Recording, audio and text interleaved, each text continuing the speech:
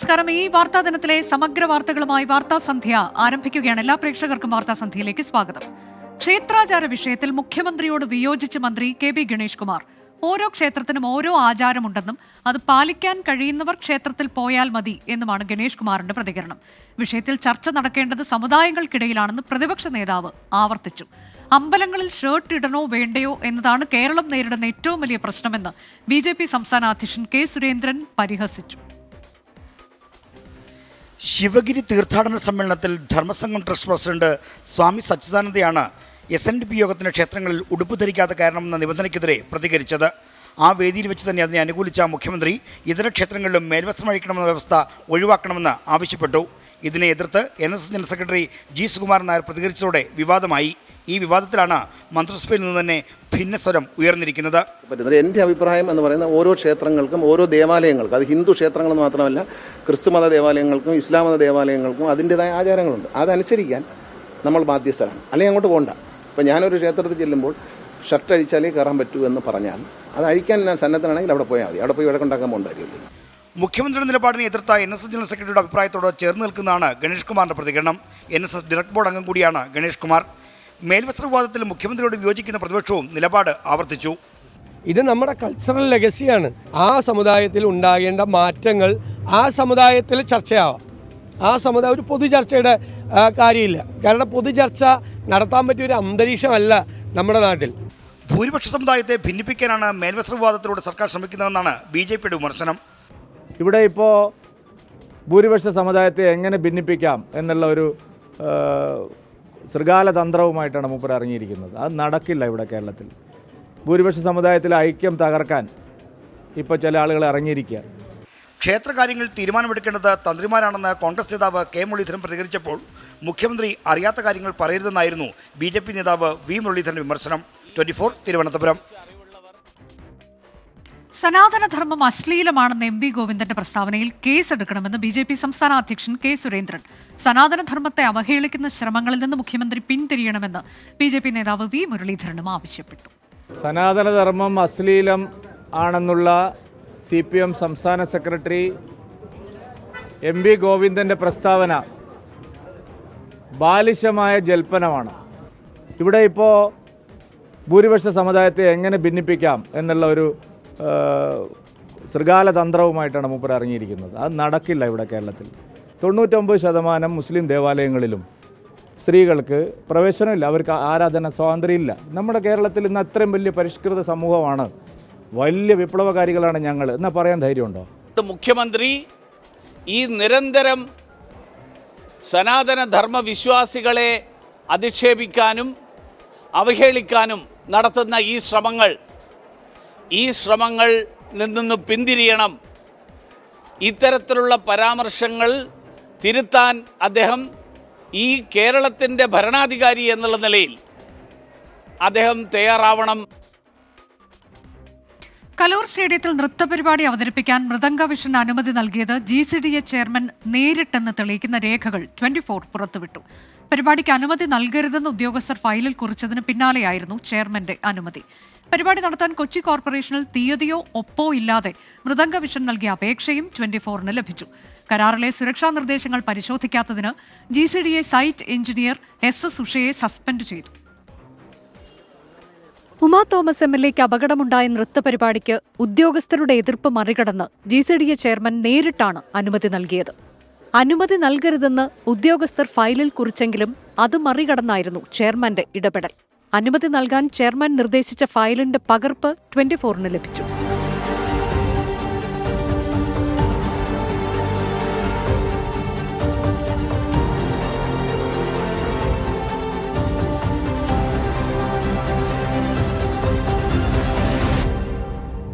ചെയർമാന്റെ നടപടിയിൽ പ്രതിഷേധിച്ച് യൂത്ത് കോൺഗ്രസ് പ്രവർത്തകർ GCDA ഓഫീസ് ഉപരോധിച്ചു.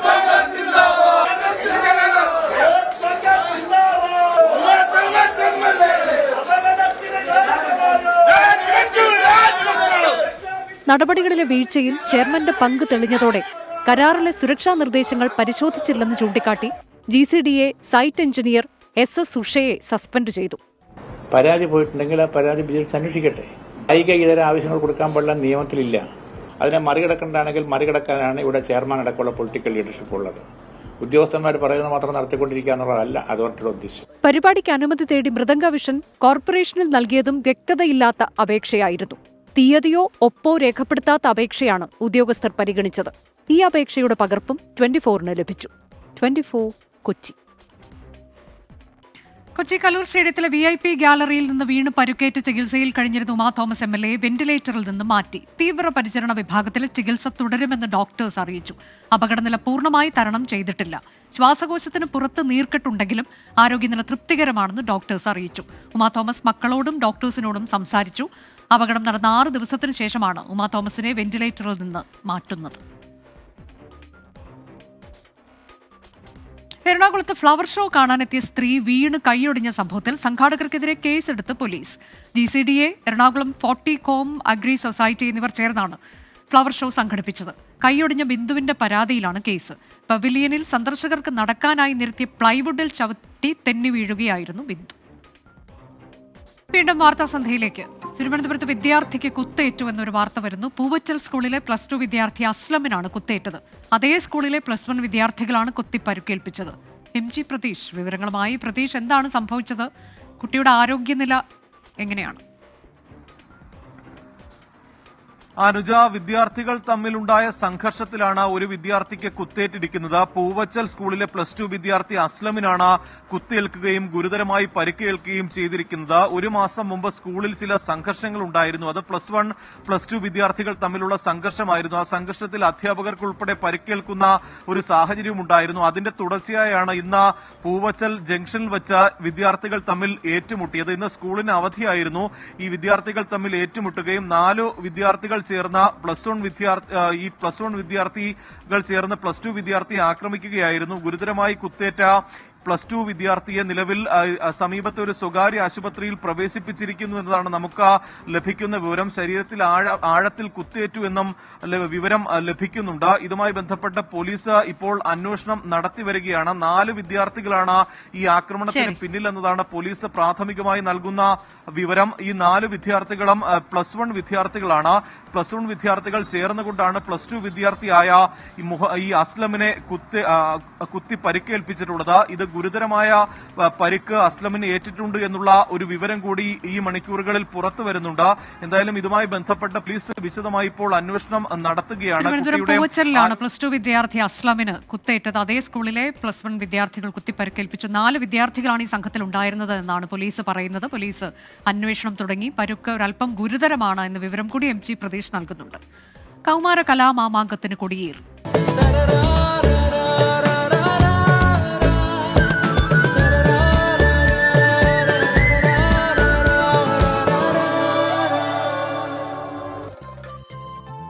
ഏറ്റവും വലിയ കലാമാമാങ്കമായ സംസ്ഥാന സ്കൂൾ കലോത്സവത്തിന് തിരുവനന്തപുരത്ത് പ്രൗഢഗംഭീര തുടക്കം.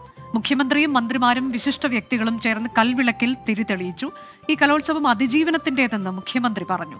കലോത്സവ ആരവങ്ങൾക്കിടെ 24 പവലിയൻ വിദ്യാഭ്യാസ മന്ത്രി V ശിവൻകുട്ടി ഉദ്ഘാടനം ചെയ്തു.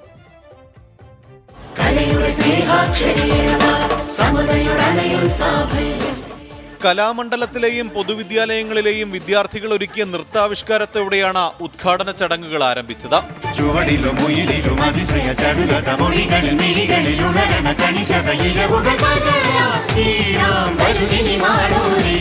മുഖ്യമന്ത്രിയും മന്ത്രിമാരും വിശിഷ്ട വ്യക്തികളും ചേർന്ന 63ാമത് സംസ്ഥാന സ്കൂൾ കലോത്സവത്തിന് തുടക്കം കുറിച്ച കൽവിളക്കിൽ തിരിതെളിച്ചു. കലോത്സവ വേദികളിലെ പങ്കാളിത്തമാണ് വിജയത്തെക്കാൾ വലിയ നേട്ടമെന്ന് മുഖ്യമന്ത്രി. ഇത് അതിജീവനത്തിന്റെ കലോത്സവമെന്നും പിണറായി. കലാപ്രകടനം എന്നതിലുപരി അതിജീവനത്തിന്റെ കൂടി നേർക്കാഴ്ചയാവുകയാണ് ഈ കലോത്സവ വേദി എന്നതിൽ അതിയായ സന്തോഷമുണ്ട്. കലോത്സവത്തിൽ പങ്കെടുക്കുന്നവർക്കുള്ള ഒറ്റത്തവണ സ്കോളർഷിപ്പ് 1000-ൽ നിന്ന് 1500-ലേക്ക് ഉയർത്തുന്നത് പരിഗണനയിലെന്ന് വിദ്യാഭ്യാസ മന്ത്രി. 1-ാം ദിനം കണ്ണൂരിന്റെ കുതിപ്പാണ് തലസ്ഥാനത്ത് കണ്ടത്. ആലപ്പുഴ, എറണാകുളം, തൃശൂർ, പാലക്കാട്, കോഴിക്കോട് ജില്ലകൾ തൊട്ടു പിന്നിൽ ഇഞ്ചോടിഞ്ച് പോരാട്ടത്തിലാണ്. കലോത്സവാവേശം തത്സമയം ജനങ്ങളിലെത്തിക്കാൻ 24-ഉം സജ്ജമായി കഴിഞ്ഞു. പ്രധാന വേദിക്കരികിലെ 24 പവലിയൻ വിദ്യാഭ്യാസ മന്ത്രി V ശിവൻകുട്ടി ഉദ്ഘാടനം ചെയ്തു.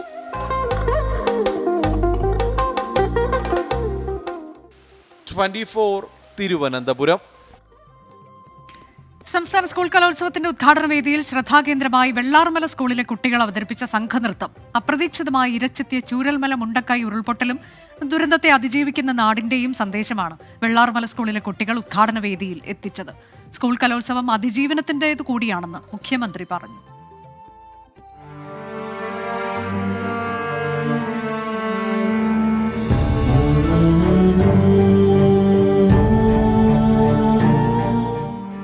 ഒരു നാടിനെയും അവിടത്തെ ആകെ പ്രതീക്ഷകളെയുമാണ് അന്നു മരണം മലയിറങ്ങി നാമാവശേഷമാക്കിയത്. കുഞ്ഞു സ്വപ്നങ്ങളും വെള്ളാർമലയിലെ സന്തോഷങ്ങളും ചിന്നിച്ചിതറി. ഒന്നു തേങ്ങാൻ പോലും പുന്നപ്പുഴയുടെ തീരത്തൊന്നും ബാക്കി വെച്ചില്ല.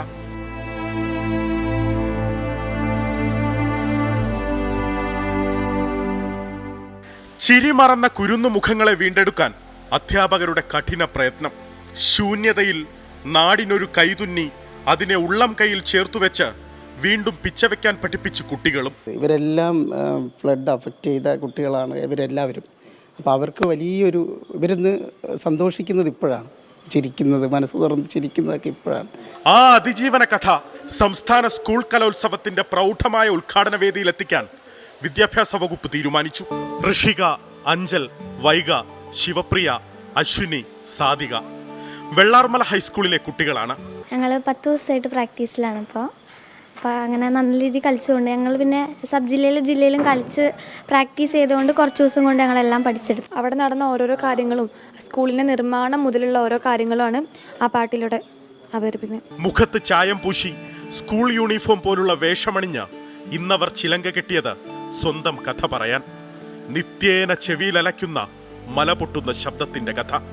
പാറകൾ കൂട്ടിമുട്ടുന്ന, മരങ്ങളും ശിഖരങ്ങളും പരസ്പരം ഉരയുന്ന, കാതടിപ്പിക്കുന്ന നിലവിളി ശബ്ദത്തിന്റെ കഥ. ഇവർ പിരിഞ്ഞ് കൈവിട്ട് അങ്ങോട്ടും ഇങ്ങോട്ടും പോയി എന്നാണ് പറയുന്നത്. അച്ഛനെ കാണാൻ അച്ഛനൊരു വഴിക്ക് അങ്ങോട്ടോടും, അമ്മ ഒരു വഴിക്ക് വേറെ വഴിക്കോടും, മക്കൾ വരെ ഒറ്റയ്ക്കാവുന്നു, തമ്മിൽ കൈ പിടിച്ച്. അതൊക്കെ ഞാനിതിൽ ഈ കമ്പോസ് ചെയ്ത നൃത്തത്തിൽ ഞാനതിൽ കാണിച്ചു കൊടുക്കുന്നുണ്ട്. കലാപ്രകടനം എന്നതിലുപരി അതിജീവനത്തിന്റെ കൂടി നേർക്കാഴ്ചയാവുകയാണ് ഈ കലോത്സവ വേദി.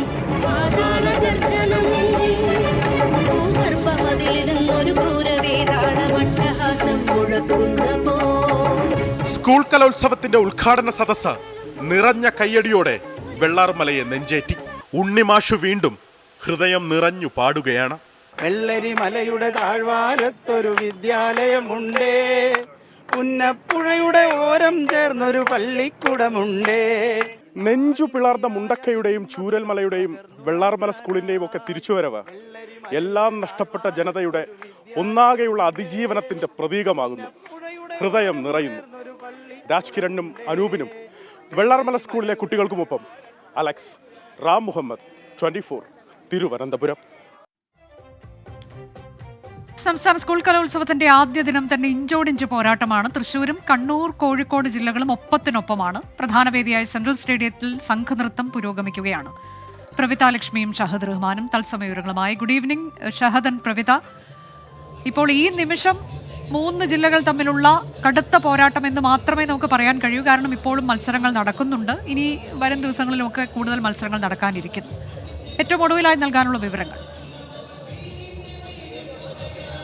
അനുജ, ഇവിടെ നല്ല രസമാണ്. എന്താണെന്ന് വെച്ചാൽ ഇവിടെ ഇപ്പോൾ നടക്കുന്നത് സംഘനൃത്തമാണ്. അനുജയ്ക്ക് അറിയാം, അനുജയും കലോത്സവം റിപ്പോർട്ട് ചെയ്യാൻ വന്നിട്ടുള്ളതാണ്. ഈ കലോത്സവത്തിലെ ഗ്ലാമർ ഇനങ്ങളിൽ തന്നെ ഏറ്റവും ഗ്ലാമർ ഇനം ഏതെന്ന് ചോദിച്ചാൽ അത് സംഘനൃത്തമാണ്. വളരെ വർണ്ണാഭമായിട്ടുള്ള കോസ്റ്റ്യൂംസ് ഒക്കെ ഇട്ടിട്ട് ഇപ്പം നമ്മുടെ ബാക്ക്ഗ്രൗണ്ടിൽ തന്നെ കാണാം കുറച്ച് മിടുക്കികൾ സംഘനൃത്തമൊക്കെ കഴിഞ്ഞിട്ട് അവർ വന്ന് നിൽപ്പുണ്ട്. അപ്പം നമുക്ക് അവരുടെ പെർഫോമൻസിലേക്ക് കൂടി പോകണം അല്ലേ? പോകണം. അതായത് നമ്മൾ ഇന്ന് രാവിലെ മുതൽ പറഞ്ഞുകൊണ്ടിരുന്നതേ ഇവിടെ ആള് വരുന്നില്ല എന്നുള്ളതായിരുന്നു. പക്ഷെ ആ പരാതി എന്തായാലും ഞങ്ങൾക്ക് രണ്ടുപേർക്കും ഇപ്പം മാറിയിട്ടുണ്ട്.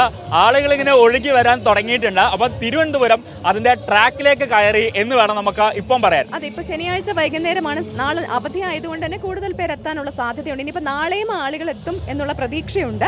അപ്പോൾ എന്തായാലും ആളുകൾ വന്നാലും ഇല്ലെങ്കിലും മത്സരിക്കുന്നവർ അല്ലെ മത്സരാർത്ഥികൾ ഭയങ്കര എനർജിയിൽ തന്നെയാണ്. അവർ എത്രയും നന്നായി എങ്ങനെ പെർഫോം ചെയ്യാം എന്നുള്ളതാണ് അവർ. അപ്പൊ പ്രവിത, നമുക്ക് അപ്പം ഈ എനർജി നമുക്കിപ്പോ ഇവിടുന്ന് കിട്ടുന്ന എനർജി നമുക്ക് ഇവർക്കും കൂടി സ്പ്രെഡ് ചെയ്യണ്ടേ? തീർച്ചയായിട്ടും. അവർ ഓൾറെഡി എനർജി ആണോ? എനർജി ആണോ? കുറച്ചും കൂടി. നിങ്ങൾ എവിടുന്നാ വരുന്നേ? പത്തനംതിട്ട ജില്ലയിൽ നിന്നാണ്. ഏതാ സ്കൂൾ? ഏതാ? കിടങ്ങന്നൂർ. എത്രാം ക്ലാസ് പഠിക്കുന്ന മിടുക്കികളാ? +2. ഹയർ സെക്കൻഡറി ആണ്, +1 +2 ആണ് അല്ലേ? അപ്പൊ എന്തായാലും നമുക്ക് നിങ്ങളുടെ പെർഫോമൻസിലേക്ക് പോകാം കേട്ടോ. ഓക്കെ, അപ്പോൾ ഓൾ ദി വെരി ബെസ്റ്റ്.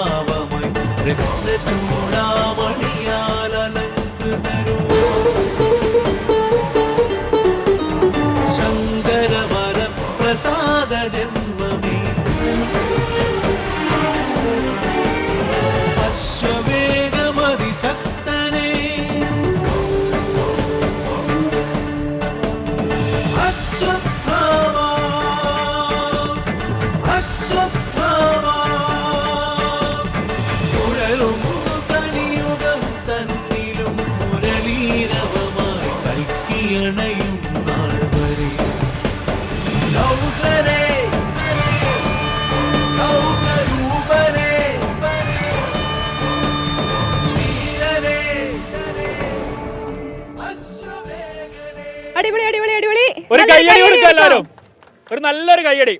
അപ്പോ നിങ്ങൾ ഏത് മാസം മുതലാ പഠിച്ചു തുടങ്ങിയത്? നവംബറിലാണ്. ഓക്കെ, എങ്ങനെ ഉണ്ടായിരുന്നു? മറ്റുള്ള പാർട്ടിസിപ്പൻസിന്റെ ഒക്കെ കണ്ടോ? കണ്ടോണ്ടിരിക്കുന്നുള്ളൂ. ഞങ്ങളുടെ സെക്കൻഡ് ഞാൻ ഒന്ന് കയറി ഇടപെടുന്നുണ്ട്. ഞാൻ ഈ ഡാൻസ് നടക്കുന്ന സമയത്തെ ഒരാളിങ്ങനെ വാച്ച് ചെയ്തുകൊണ്ടേ ഇരിക്കുകയായിരുന്നു. കാരണം പ്രവിതയുടെ സൈഡിൽ നിൽക്കുന്ന ഒരാളുണ്ട്, ഭയങ്കര എക്സ്പ്രഷൻ ഇടുന്നുണ്ട്. ഒന്നുകൂടെ വരുമോ? ടീച്ചറാണോ? അല്ല, ആരാണ്? ഒന്ന് അവിടെ നോക്കിയാ, ആരാണ്? എന്റെ പേര് ഹരിനന്ദന. ഞാൻ ഇവരെ പഠിപ്പിച്ച ഗുരുവിന്റെ ശിഷ്യയാണ്. അപ്പൊ ഈ നൃത്തമായിട്ട് എന്തെങ്കിലും ബന്ധമുണ്ടോ? അവരെ ഇടയ്ക്ക് പ്രാക്ടീസ് ചെയ്യിപ്പിക്കാനൊക്കെ പോയിരുന്നോ? തെറ്റാതെ ചൊല്ലുന്നുണ്ട്, ഒപ്പം തന്നെ അതിന് ഫേസ് എക്സ്പ്രഷൻ നന്നായിട്ട് കൊടുക്കുന്നുണ്ട്. ഇവരെ പഠിപ്പിക്കാനായിട്ട് പോയിട്ടുണ്ടായിരുന്നു. ജില്ല കഴിഞ്ഞപ്പോഴത്തേനും ഇവർക്ക് പ്രാക്ടീസിന് കൊടുക്കാൻ പോയിട്ടുണ്ടായിരുന്നു. അപ്പൊ ഇങ്ങനെ കളിപ്പിച്ച് എനിക്ക് തന്നെ അതൊരു എല്ലാം കാണാപ്പാടായി. അതെ അതെ, തീർച്ചയായിട്ടും അത് മനസ്സിലായി. ആ ഒരു ആവേശം എത്രത്തോളം ഉണ്ടെന്ന് നമുക്ക് അറിയാലോ. അപ്പൊ അതാണ് പത്തനംതിട്ടയിൽ നിന്ന് വന്ന. ഈ സ്കൂളായിരുന്നു SVGVHSS Kidangan.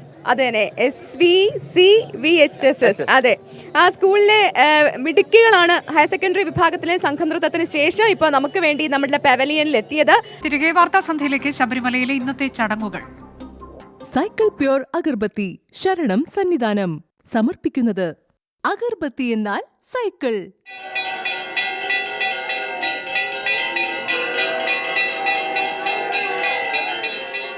BLM housing cooperative society limited ശബരിമലയിലെ ചടങ്ങുകൾ സമർപ്പിക്കുന്നത് Bharat Lajna multi state housing cooperative society limited.